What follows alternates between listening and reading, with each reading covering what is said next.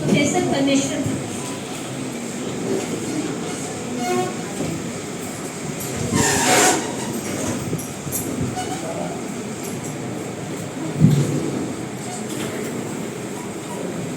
विश्वविद्यालय हिंदी विभाग एवं हिंदी साहित्य परिषद के संयुक्त तत्वावधान में आयोजित इस 2 दिवसीय गोष्ठी जो पद्मश्री डॉक्टर श्यामनंदन किशोर जी की स्मृति में व्याख्यान के रूप में है, उसकी अध्यक्षता करने वाले गुरुवर डॉक्टर महेंद्र मधुकर जी, मंच पर उपस्थित विद्वजन, सामने उपस्थित सभी आलोचक, कवि और विशेष रूप से गुरुवर प्रोफेसर डॉक्टर श्यामनंदन किशोर जी की सुपुत्री और ख्याति लब्ध साहित्यकार डॉक्टर अनामिका जी, इस सभागार में उपस्थित सभी छात्र छात्राएं और समाचार माध्यमों से पधारे हुए लोग। अभी मेरे लिए यह सौभाग्य का विषय इस अर्थ में है कि एक शिष्य जो अध्यक्षता कर रहे हैं उनके भी गुरु स्वर्गीय डॉक्टर श्यामनंदन किशोर जी के साहित्य पर यह चर्चा हो। यह आज का प्रथम शैक्षिक सत्र है और जिसका विषय है प्रोफेसर डॉक्टर श्यामनंदन किशोर जी की काव्य साधना। वक्ताओं ने अलग अलग ढंग से उनकी काव्य यात्रा को रेखांकित करने का प्रयास किया है। कविता या काव्य का भारतीय साहित्य में क्या स्थान है, हम सर्वप्रथम अग्नि पुराण की ओर ध्यान दें तो उसने कहा कि अपारे काव्य संसारे कविरे प्रजापति यथास्ते रोचते विश्वं तथेतन परिवर्तित। उसी अग्नि पुराण ने यह भी कहा कि नरत्वं दुर्लभं लोके विद्या तत्र सुदुर्लभा कवित्वं दुर्लभं तत्र शक्ति तत्र सुदुर्लभा। तो इन 2 उदाहरणों के पश्चात मैं कह सकता हूँ कि कवि होना कितना महत्वपूर्ण है। उसे एक अलग प्रजापति, एक रचयिता, एक सर्जक के रूप में देखा गया है। कई बातें हैं जिन पर विचार करने को हैं। शतक त्रयम के रचयिता भर्तृहरि ने नीति शतक में कहा कि जयंती ते सुकृतिनो रस सिद्धा कवीश्वरा नास्ति येषां यशः काये जरा मरणकं भयम्। तो हम जिस व्यक्ति का आज स्मरण कर रहे हैं, जिनकी काव्य साधना की चर्चा कर रहे हैं, वे इस दृष्टि से अमर हैं क्योंकि उनकी जो सुकृतियाँ हैं, उनके जो साहित्य की यात्रा है, वह यात्रा आज हमारे लिए तीर्थ स्थल का कार्य कर रही हैं। अब तक करीब उनकी 11 प्रकाशित कृतियाँ हैं। उनकी भी चर्चा कल से होती आ रही है। शेफालिका से जो काव्य यात्रा शुरू होती है वह अंततः आंजनेय और इरा गायत्री में भी 2 संकलन आए हैं, एक सीमांत और दूसरा साहित्यकार कवि मदन कश्यप जी के संपादन में संभवतः फुले नैन के सपने। हम प्रायः देखते हैं कि जब कोई भी व्यक्ति साहित्य के क्षेत्र में कदम बढ़ाता है तो सर्वप्रथम वह कविता की ओर ललकता है, क्योंकि कविता अंतर्मन की पुकार है। और हर व्यक्ति जो साहित्य की दुनिया में आ रहा है वह सोचता है कि कुछ तालियां मिले, कुछ शाबाशियां मिले, और हम लोग जिस महाकवि, महान गीतकार की स्मृति को ताजा करने के लिए अभी एकत्र हैं, वे करीब 10-12 वर्षों की अवस्था से ही काव्य रचना में प्रवृत्त हो। उनकी सबसे पहली रचना आशा का दीपक जलता है सन 1944 में 44 में तिरहुत समाचार में प्रकाशित हुई थी। और उस समय से जो काव्य यात्रा शुरू होती है वह गीत से आरंभ होकर कथाबंध और मुक्तक प्रबंध से होते हुए अंततः महाकाव्य पर समाप्त होता है। हम ज्यादा और बातें उस पर नहीं करेंगे, समय बहुत ही कम है, लेकिन मैं गुरुवर स्वर्गीय प्रोफेसर श्यामनंदन किशोर जी की इस पूरी काव्य यात्रा को प्रवृत्तियों में बांटना चाहता हूं कि उनके काव्य की क्या क्या मुख्य प्रवृत्तियां हैं। तो सबसे पहले मैं कहूंगा कि प्रकृति, प्रेम, विरह और मिलन की गीतात्मक अभिव्यक्ति उनके शुरुआती दौर की विशेषताएं हैं। विरह के, मिलन के, प्रकृति के अनेक गीत हैं, जिन गीतों की चर्चा अभी हमारे विद्वान वक्ताओं ने की है। उनके काव्य की जो सबसे बड़ी विशेषता है या कविता की सबसे बड़ी विशेषता होती है मनुष्यता का सृजन। दिनकर ने एक जगह लिखा जिस कविता में कि तुम क्यों लिखते हो, उसमें उसने लिखा कि धो डालो डालों पर से फूलों के पराग, आनंद पर से यह आनंद अपर हटाओ तो, कितने पानी में हो तुम भी जग तो देखे, पल भर को तुम केवल मनुष्य बन जाओ। मनुष्य बनना और बनाना कविता की सबसे बड़ी विशेषता है। और जो कविता हमारे भीतर कुछ विराट भाव का सृजन नहीं कर सके, उसका महत्व ज्यादा नहीं है। कल मदन जी ने भी बहुत महत्वपूर्ण बातें कही कि कविता पर चर्चाएं होनी चाहिए। किस किस कई बिंदुओं पर उन्होंने संकेत किया था। दरअसल कविता की आत्मा गीत या लय है। अगर लय खत्म हो जाती है तो कविता सामान्य गद्य बन जाती है। मुझे गहरी प्यास, पानी लाओ एक गिलास, अगर इसको हम कविता मान लें तो उसका गद्य रूप भी मुझे गहरी प्यास लगी है, एक गिलास पानी लाओ। तो केवल छंद से कविता का काम नहीं चलता, उसमें भाव भी होने चाहिए, विचार भी होने चाहिए। तो इस रूप में आज का वो दौर है, जैसा कि साहित्यकारों के बीच चर्चा का विषय भी है कि गीत मर रहे हैं, लेकिन वास्तविकता यह है कि गीत मर नहीं रहे। गीत हमारे भीतर इस रूप में हमारी अंतरात्मा को झकझोरने वाला तत्व है। कल बहुत गंभीर बातें मदन जी ने उठाई थी, कहा कि साहित्य के पाठक घट रहे हैं, श्रोता घट रहे हैं। तो उसका कारण भी हम साहित्यकार लोग ही हैं। हमने निराला ने जो मुक्ति का मार्ग दिया, मुक्त छंद का जो मार्ग उन्होंने दिया, तो निराला जैसे साधक ने उसको साधा। जूही की कली का पाठ आप एक बार कर लें, आप शुरू करेंगे और शब्दों के कगार से और शब्दों के प्रवाह से होते हुए आप गीतों की यात्रा कर लेंगे। विजन वन वल्लरी पर सोती सी सुहाग भरी, स्नेह स्वप्न मग्न अमल कोमल तन तरुणी जूही की कली। तो अतुकांत को साधना बहुत बड़ी साधना है, सब लोग साध नहीं सकते, लेकिन मार्ग आसान था। जैसे तैसे कुछ लिखा और कहा कि ये कविता, तो कविता की यात्रा वहां कमजोर पड़ती है। दिनकर ने एक जगह कहा था कि भविष्य की कविता जो होगी वह गोष्ठियों की कविता होगी। चर्चा हुई थी कवि सम्मेलन, छायावादोत्तर काल में कवि सम्मेलन में, जिनमें अंचल, बच्चन, नेपाली ये सब थे। क्यों उनका अस्तित्व उस समय था? उनको हजारों सुनने वाले होते थे, तालियां बजती थी, उनकी पुस्तकों को लोग पढ़ना पसंद करते थे। लेकिन धीरे धीरे कविता बौद्धिक होती गई, वहां से संगीत, लय ये सब घटता गया। तो गद्य की ओर जब ज्यादा कविता की प्रवृत्ति बढ़ेगी तो निश्चित रूप से पाठक श्रोता घट जाएंगे, बौद्धिक विषय हो जाएगा। और यही कारण है कि कविता से लंबी उसकी भूमिका हो जाती है। उसको समझाने के लिए वहां कविता पर संकट आता है।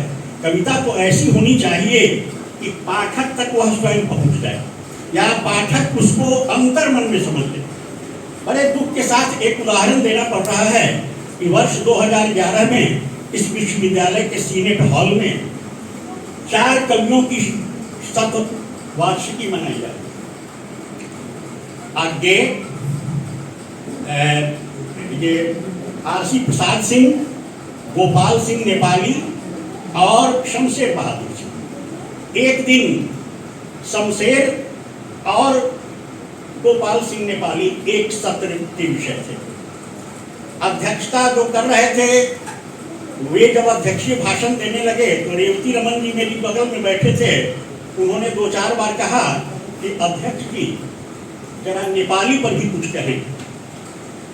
2-4 बार उन्होंने कहा तो अध्यक्ष महोदय ने कहा कि यह तो विषय का ही चयन गलत हुआ कि शमशेर बहादुर के साथ नेपाली को जोड़ना ही नहीं चाहिए। यह तो ऐसा ही हुआ जैसे शेर के पूंछ में गीदड़ को बांध दिया। तो मैं कहता हूं कि अगर सरलता, सहजता, संप्रेषणीयता काव्य के श्रेष्ठ गुण नहीं हैं तो तुलसी को क्यों सब पसंद करते हैं? भाषाबद्ध कर अभिनय सोई सुरसई सम सब कहित होई। तुलसी को हलवाहा भी समझता है, गुड़ के पास बैठा हुआ आग तापने वाला भी समझता है, विश्वविद्यालय के बड़े बड़े जो विद्वान हैं वे भी उन पर शोध करते हैं। तो मेरी समझ में कविता की पहली जमीन या पहली शर्त उसकी संप्रेषणीयता, उसकी सहजता, उसकी संवेदनशीलता। किशोर जी का पूरा काव्य गीतों से आरंभ होता है, या कहें कि भौतिक जगत से जो उनकी यात्रा शुरू होती है अंततः अध्यात्म तक पहुंच जाती है, या कहें कि फिजिक टू मेटाफिजिक की जो यात्रा है। आंजनेय और क्रिया गायत्री को अगर पढ़ लें तो लगेगा कि वह साधक, वह आराधक। किशोर जी आंजनेय के आराधक, लेकिन वे सरस्वती के साधक भी थे। तो 14 सर्गों में जो निबद्ध आंजनेय महाकाव्य है, उसके बाद जब हम क्रिया गायत्री पर जाते हैं तो वे एक गंभीर चिंता व्यक्त करते हैं उसकी भूमिका में। भूमिका जिसको उन्होंने शायद प्रेरणा या कुछ नाम दिया है, उसमें उन्होंने कहा कि मैंने भारतीय भाषा के साहित्य और विदेश के साहित्य से भी बहुत कोशिश की कि सरस्वती पर कोई महाकाव्य हमको देखने या पढ़ने को मिले, लेकिन सरस्वती पर उत्तर तो बहुत अच्छी अच्छी कविताएं हैं लेकिन कोई महाकाव्य नहीं लिखा है। इसका कारण उन्होंने बताया कि ऐसा लगता है जैसे नदियों में गंगा, यमुना और सरस्वती सलीला हो गई। उसी प्रकार माँ सरस्वती जो सबको अभिव्यक्ति का मार्ग देती हैं, वे स्वयं अंतः सलील हो गई हैं भीतर। और इसलिए उन्होंने कहा कि मैं उन्हीं को प्रणाम करते हुए उनको वाणी देने का प्रयास किया गया। लेकिन किशोर जी के कवि का एक बड़ा सशक्त पक्ष उनके काव्य के भीतर की व्यंग्यात्मकता है। उन्होंने जहां कहीं भी व्यंग लिखा है, खुलकर लिखा है, और जो रूढ़ परंपराएं हैं, जो अंधविश्वास हैं, उन पर भी कुठाराघात किया।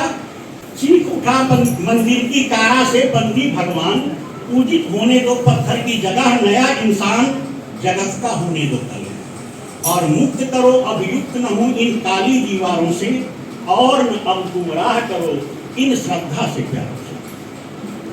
किशोर जी स्वयं बहुत बड़े आस्तिक थे, लेकिन वे आस्था के नाम पर रूढ़ी और शोषण को बर्दाश्त करने वाले नहीं थे। उनकी महत्वपूर्ण कृति, जिसका एक ऐतिहासिक संस्मरण है, जब वे चेकोस्लोवाकिया जा रहे थे वर्ष 1973 में, शायद मैं गलत नहीं हूँ, 1973 में, तो मई महीने में हम लोग षष्ठ वर्ष हिंदी के छात्र थे। हम लोगों ने उनकी विदाई का एक आयोजन किया, उसमें एक कवि गोष्ठी हुई, और मैंने कहा कि गुरुदेव आप वह कविता सुनावे जो शीर्षकहीन है और अभी अभी प्रकाशित हुई है, शायद धरती या हिंदुस्तान।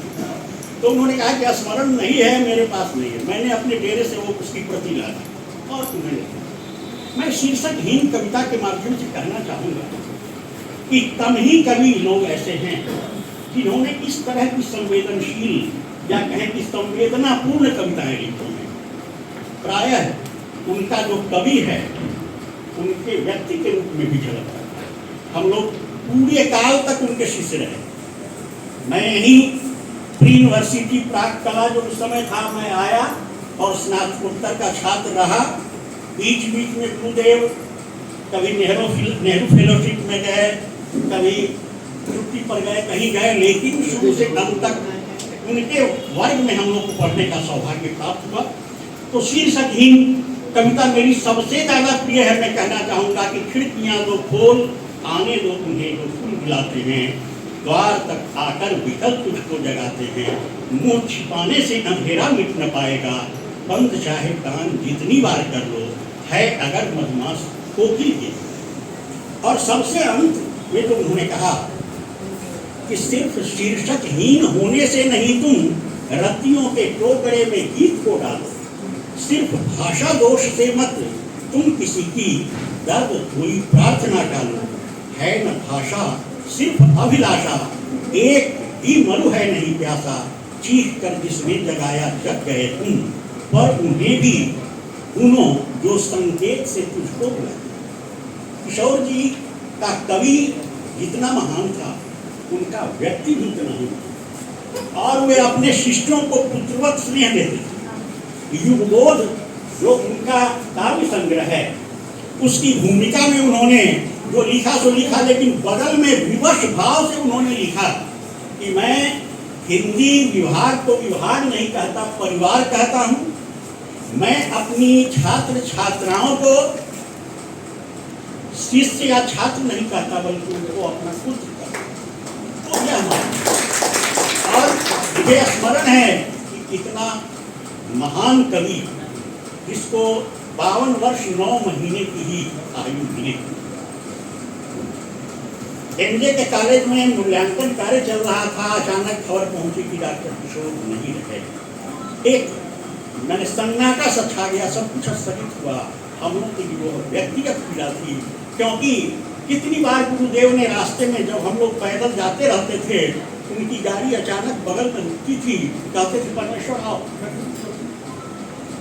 तो जो व्यक्ति बाहर और भीतर से कितना सहज हो, सरल हो, अपने शिष्यों को नाम से जानने वाला, और मैं विश्वास पूर्वक कहता हूँ कि आनर्स और एमए की कक्षाओं के जितने भी छात्र होते थे, प्रायः वे उनको नामों से जानते थे। तो 52 वर्ष 9 महीने की अवधि में शैक्षिक जगत या बौद्धिक जगत या साहित्यिक जगत की सर्वाधिक ऊंचाई को उन्होंने प्राप्त किया। मदन जी ने कुछ बातें बहुत ही गंभीर कल कही थी। उन्होंने कहा कि वे इतने जल्दी प्रसिद्ध हुए कि उनके आयु रहे। हम लोग भी छात्र से सुनते, बहुत सारी बातें सुनने को मिलती थी, लेकिन उन्होंने कभी भी किसी का अहित नहीं सोचा, बल्कि वे सदैव अपने कार्य में आगे बढ़ते रहे। और यही कारण है कि उनके जो गंभीर से गंभीर आलोचक भी होते थे, जब उनके सामने आते थे तो एकदम विनम्र भाव से ही बातें करते थे। समय शायद अब सीमांत की ओर बढ़ गया है। मैं चाहूँगा कि अपने पुण्यशेष गुरुवर पद्मश्री डॉक्टर श्यामनंदन किशोर जी की उस काव्य यात्रा को अपने भीतर जिंदा रखें, जो गीत से तो आरंभ होती है, लेकिन अध्यात्म की गहराई और ऊंचाई तक जाती है। और मेरे लिए यह सौभाग्य का दिन है कि मेरे पूज्य गुरु डॉक्टर महेंद्र मधुकर जी इस सभा की अध्यक्षता कर रहे हैं। गुरु को तो हम लोगों ने बार बार कक्षाओं में सुना है, लेकिन एक शिष्य अपने गुरु के सामने अपने पुण्यशेष गुरु के विषय में कह रहा है। इन्हीं शब्दों के साथ मैं हिंदी विभाग का भी आभार मानता हूँ कि आपने मुझको अपने गुरु के विषय में कुछ कहकर, उनके काव्य के विषय में कुछ कहकर गुरु ऋण थोड़ा हल्का करने का सौभाग्य प्रदान किया। बहुत बहुत आभार। धन्यवाद सर। मानव होना भाग्य है, कवि होना सौभाग्य। कार्यक्रम का यह सत्र समापन की ओर है।